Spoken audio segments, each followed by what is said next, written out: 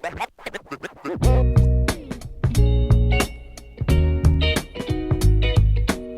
guys, this is Christian. Welcome back to my channel. Today's video is a little bit different than what the content you probably were expecting. I've filmed a video similar to this at least like 5 times because I was trying to make it like a disclaimer for a Q&A that I was gonna make, which is a whole other story. But then I was like, I can't just throw this into the disclaimer. It has to be an entire video because of some things that have also recently happened that have just been like on me. And so this is kind of, I don't know what I'm gonna call it, but it's kind of like a check-in, I guess.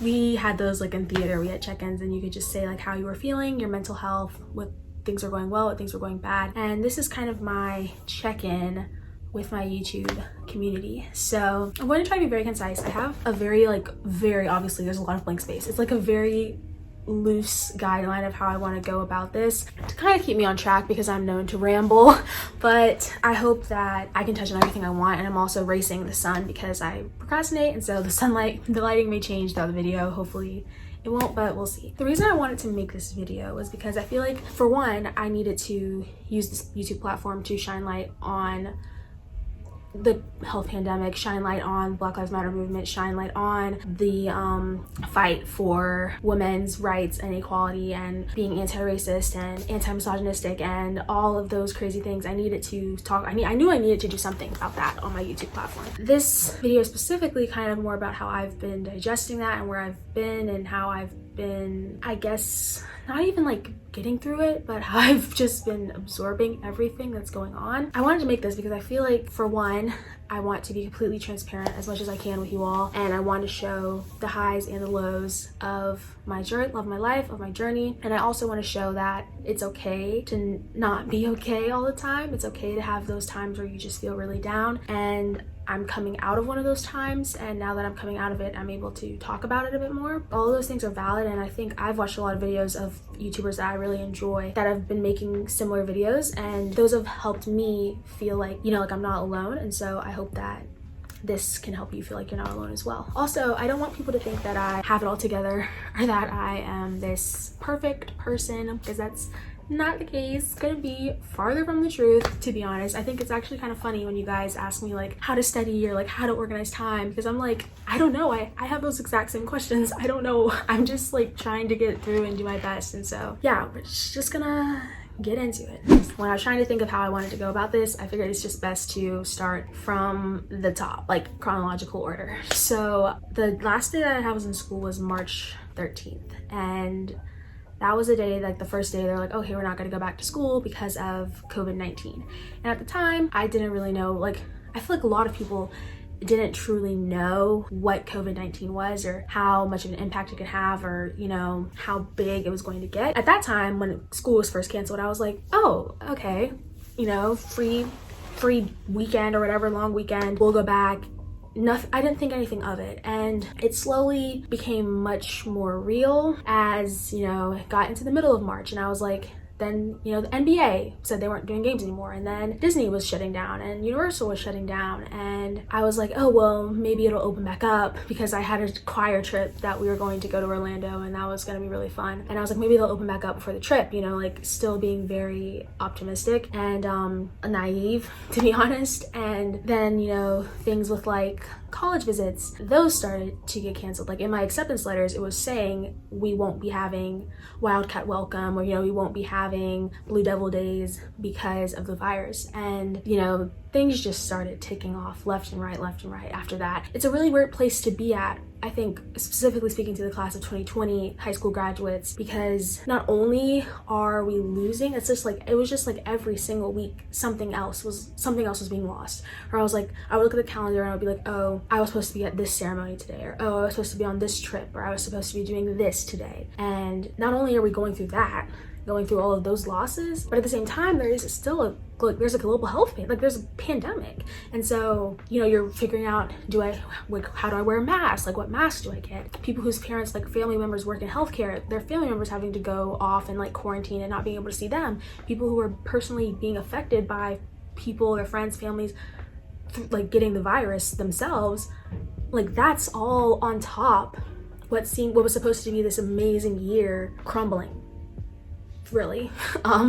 You know, all of these things that you had dreamed for and worked so hard for and saw other seniors get, you weren't getting. I wasn't getting. And that really just hit me a couple of days ago, and I was just like devastated, to be honest, because it's just like, oh my gosh, you know, like it's unprecedented. It's unprecedented. And then and I was really sad about it, and I felt guilty for being sad because, you know, I know these things were canceled, and I know I didn't have the experiences because it was literally putting people's lives in danger, and it was for a good reason. And I completely understand that. I completely grasp that. But the grief and the sadness and the, like, you have to mourn when you lose something. And recently I was, I guess, mourning. It really sucks. It really does. It's not a good place. It's just really icky and really hard. So that's one thing. So coronavirus, all of the things that I didn't get to have because of the virus, and mourning that and kind of trying to reason with myself, like, why is this happening? You know, that was all one entire thing. Then it was around when I was graduating, because thankfully my district worked out to where I was still able to have an in-person graduation, which I'm very grateful for. You know, it wasn't the graduation I thought I would have. You know, it wasn't at like our big arena. I could only bring 2 people, so my sisters couldn't even come to my high school graduation, which is really baffling. I understand why. I want to make that clear. I understand why, but it's still, if you're a senior watching this, you get it. It's still hard, even though you understand why it's happening. And so right around the time when I was supposed to graduate is when the anti-Blackness that's in our society really started to, I don't even know how to describe it, because it's been like, racism is nothing new. That's one thing I really want to emphasize. Like, racism is nothing new. The Black Lives Matter movement is nothing new. This is not a new phenomenon. It's not a trend. It's not a fad.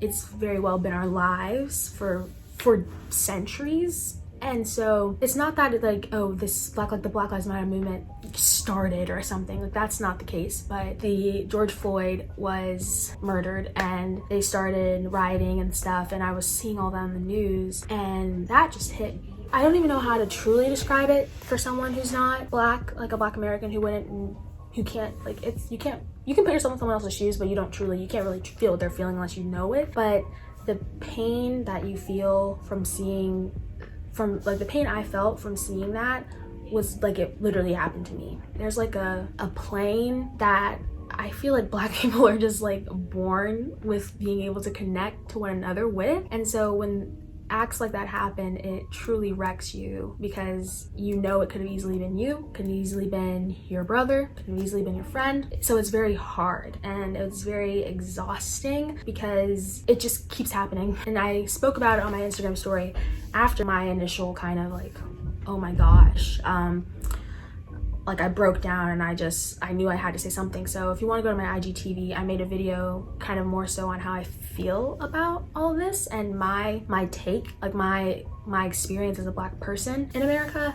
You can check that out on my IGTV. Even after making that video, it's kind of just been this like constant like hit, like there's always something else coming. Like, I feel like I'm not doing enough, you know, because I want to do what I can to rectify this terrible situation, and you just feel like you're not doing enough. And then you also, you know, go on social media or look at the news, and it's just very, very draining. You'll see people who are being very performative with their activism, and you'll see people who may be like saying, oh, they're so surprised, or they're so shocked, or, you know, asking how am I doing, and things of that nature. And I don't think people are coming from a place of negativity. Not everyone, at least. I mean, obviously there's some bad apples, but not everyone. I think that a lot of non-Black people don't realize just how like deep this systemic racism goes, and it's not just police brutality. Like, Black Lives Matter isn't just about the Black lives who are being murdered. It's about the Black lives, people who are alive, and people like me, people maybe like you watching. And it's something that goes way, way, way, way deeper than these past couple of months. It's been really exhausting. It's been really hard. I've mourned a lot for that, you know, thinking about my own experiences in schools, thinking about my own experiences around other people, then seeing my Black brothers and sisters being killed in the streets, and seeing myself,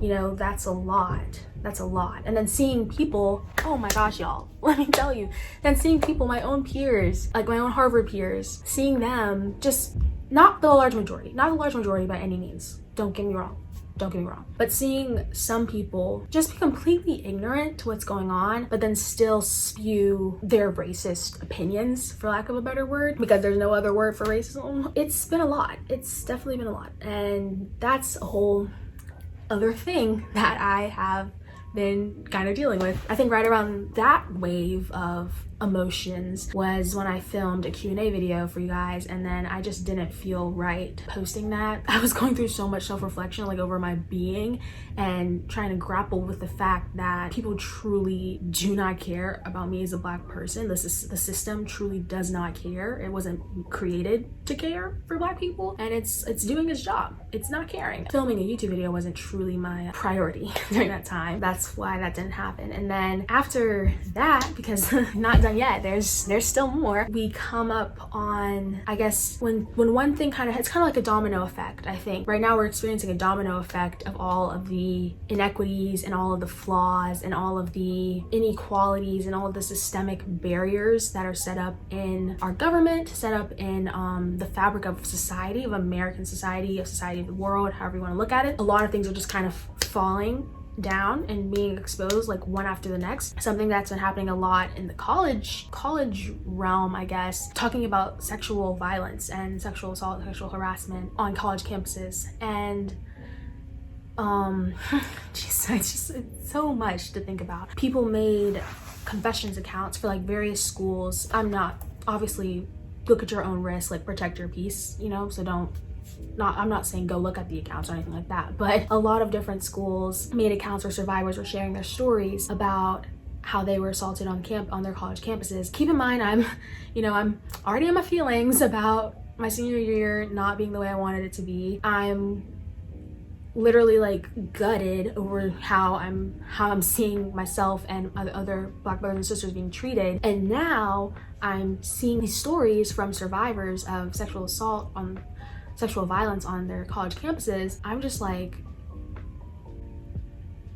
oh my gosh, you know, like where can I turn? Where am I safe? Because it's becoming very clear that my being as a Black woman in America, no one's really for me. No one's really fighting for me. And I've been talking to friends, talking to a lot of people. That was a whole other thing, because now, like, it's just like what can I do? What would you advise me to do? Like, not you, but like the world. Like, what am I supposed to do with this knowledge and with this information that no one truly is fighting for me but other Black women? It's a lot. It's a lot. It's a lot. I share kind of all, like, that's the wave of emotions that I've been going through, and I've cried, I've prayed, I've reflected, and I've tried to figure out, you know, where do I go from here? And woo, ciao.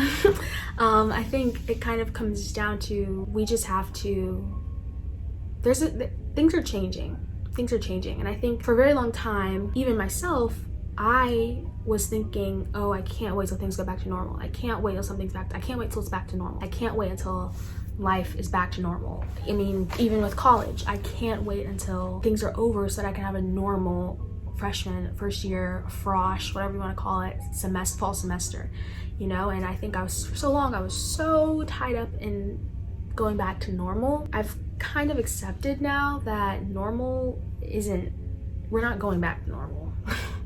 Ever. Life is never going to be the same, and it shouldn't be. I think I'm seeing a lot more people be a lot more aware of the inequalities in our system against Black people, against women, against marginalized groups. And I'm seeing people in a way that I haven't before try to be more accountable for their role and what the part they play in those systems. And I would just encourage you to continue to have those conversations, continue having those thoughts within yourself, whether you're Black or you're a non-Black person, especially if you're a non-Black person watching this video and you're like, how can I help this movement? How can I, you know, do better? I think first of all, just don't reach out to your Black friends, or don't reach out to like the people you know, and ask them to give you all the answers, because I can guarantee you that, one, we don't speak for the entire race, you know? Like, I can give you my experience as a Black woman, but I can't tell you how every single Black person feels. Take the time to educate yourself, and also take the time to just do the work in real life. Like, do the work in real life. And I'm doing that too. I'm having conversations where I'm sitting down and trying to think about my different privileges that I have. Sure, I'm a woman, but I'm a cisgender woman. I'm not a transgender woman. And so I don't have the fear that comes along with being trans. I've seen so many of my Black trans sisters who've lost their lives, and it seems as if they don't even, like, society and the media just wants to like wipe them clear. As a cisgender person, I have a privilege that they don't have. As a light-skinned woman, I have a privilege that my deeper toned Black brothers and sisters don't have. I've been recognizing my own privilege, and I think that a lot of times people think that when you recognize your privilege that you're invalidating any pain you may have felt, and that's not the case. I just told y'all all the pain and all the things I've been going through despite having the privileges that I do. It's important to recognize your privilege so that you can use that to actually uplift those marginalized groups and create change, because privilege equals power. And if you don't have that privilege, then you don't have that power. So only people with the privilege can use their power to change the systems and change our world. I would say recognize your privilege, and then number two, be an ally, but realize that an ally, that's an action. It's not just a label, and it's certainly not something you bestow upon yourself. It should be something that is visible and evident through how you move through the world. I think if you're going to be an ally, be an ally. Be it with your chest. Call out people in your communities, in your circles. Tell your friends why this Black Lives Matter movement is important, why standing for Black lives doesn't mean that your life, we're not saying that your life doesn't matter or anything like that. Justice for one marginalized group is a small bit justice for every single marginalized group. I would just love to see that continue and see all of us continue to come together, and not come together as in like, oh, I don't see color or we're like a melting pot. But what I want to see is people seeing each other, seeing them for who you are. See me for a Black woman, I'll see you for who you are. We come together and we support and we uplift one another because of our identities and not in spite of them. That's what I would like to see, and I think I'm seeing that happen, and I want to see it continue to happen, and I want to see more people continue to just be accountable of, you know, changing the world and changing the systems. All that being said, in regards to YouTube and where this channel is going to go, I kind of battled with it for a while because I didn't really know where I wanted to go. I didn't really know what I wanted to do, because as I said before, well, for one, I was just feeling very, very sad, and so I wasn't really in a good space to record or edit or do anything like that. I wasn't in a very good space to do much of anything but cry and sleep and watch Netflix. And so now that I'm kind of slowly coming out of that, I thought about what, you know, how can I contribute to the Black Lives Matter movement, and how does that connect to using my platform? And the conclusion that I've came to is that being my Black self and creating content and sharing my stories and sharing advice and all those things in itself is a form of resistance, because I'm taking up space, I'm showing that I'm here, I'm here to stay. My stories and what I have to say have value, and that they're worthy, and that they're valid. Yeah. Period. That's kind of where I'm at right now. I think on YouTube is not exempt in any way, shape, or form from racism. YouTube could do a much better job of being anti-racist. I think even in my own comment section, seeing comments about affirmative action, or like someone literally called me like a blackie. Like, what are you talking about? You know, like so many comments about affirmative action, so many comments about, oh, I should have worked at McDonald's.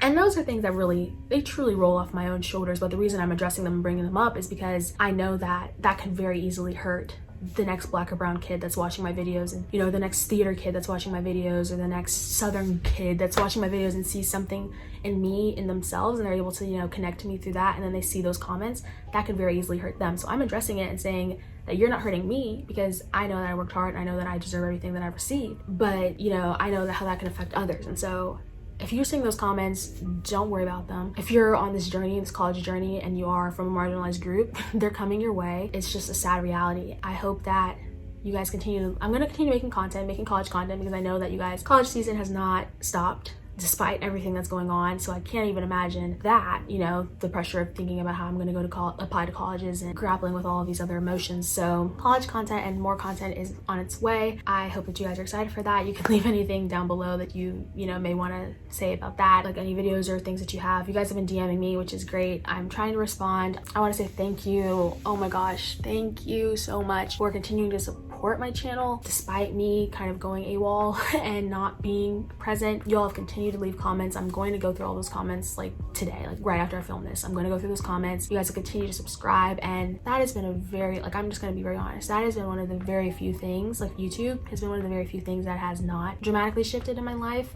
since March 13th, and I'm very grateful for that, and thank you guys for that. I really appreciate it. I'm gonna leave some resources and some accounts and things in the description box. There's gonna be a card where you can go to find the Black Lives Matter card, where you can go to find ways to donate, even if you don't have money, which I know sounds really, you know, like, how do I give money but I don't have money? You know, I know it sounds crazy, but you can do it. There are petitions that you can sign because Breonna Taylor and many other victims of police brutality have still, well, victims of murder, they still have not received justice, whatever that even means. But you can sign those petitions and you can educate yourself on how to be anti-racist. What does that even mean to be anti-racist? How to recognize your privilege, all of that good stuff. Also gonna put, because, you know, I am like a college YouTuber, I guess, now, and I'm entering into this such a prestigious academic space, and I kind of touched on some of my Harvard classmates already, but there have been accounts created. There's being Black at Ivy League, being like Black at a PWI. People are sending in confessions about their experiences, and I feel like, especially not only for Black students, because I want Black students, if you go to those accounts and look at those confessions, don't let that make you shy away from applying to those schools by any means, because we're necessary, we're needed, and we need more of our voices and more of our presence in those spaces. So don't look at it like that. But I think that for people who aren't Black, it can be very enlightening to see exactly what's going on these campuses and to realize it's not new. You know, there's confessions from the 90s, confessions from years and years past. It's not just 2020 thing. I'm gonna leave those in the description box, as well as some mental health resources, because I need them and I know you all may need them as well. So there'll be tons of stuff down there, stuff from Harvard, stuff from like the Black Lives Matter card. I hope some of it or any of it will be helpful for you. Thank you guys for allowing me to be vulnerable with you all and allowing me to kind of share where I've been at mentally and also physically, why I haven't been on YouTube. But I'm excited to come back, and I'm excited to start this journey back again. Y'all are awesome. I'm very grateful, and I'll see y'all in the next one. Bye.